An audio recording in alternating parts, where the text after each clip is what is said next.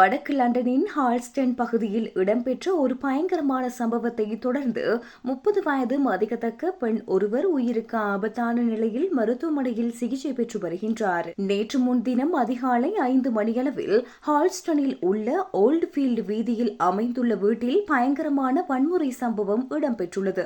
இதுகுறித்த தகவல் கிடைத்தவுடன் லண்டன் மெட்ரோபாலிட்டன் போலீசார் சம்பவ இடத்திற்கு விரைந்தனர்.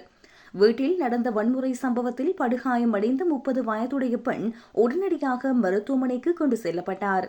தற்போது அவர் உயிருக்கு மிக மோசமான நிலையில் போராடி வருவதாக வைத்தியசாலை தகவல்கள் தெரிவிக்கின்றன. இந்த சம்பவம் தொடர்பில் 40 வயது மதிக்கத்தக்க ஆண் ஒருவரை போலீசார் கைது செய்துள்ளனர். சந்தேக நபர் தற்போது போலீஸ் காவலில் வைக்கப்பட்டு விசாரிக்கப்பட்டு வருகின்றார். மெட்ரோபாலிட்டன் போலீஸ் பேச்சாளர் இதுகுறித்து கூறுகையில், கைது செய்யப்பட்ட ஆண் பாதிக்கப்பட்ட பெண்ணுக்கு ஏற்கனவே தெரிந்தவர் என்பது உறுதிப்படுத்தப்பட்டுள்ளது. இச்சம்பவம் தொடர்பில் வேறு எவரையும் நாங்கள் தேடவில்லை.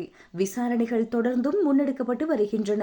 இந்த சம்பவம் தொடர்பாக ஏதேனும் தகவல்கள் தெரிந்திருப்பின் பொதுமக்கள் போலீசாரை தொடர்பு கொள்ளுமாறு கேட்டுக் கொள்ளப்பட்டுள்ளனர்.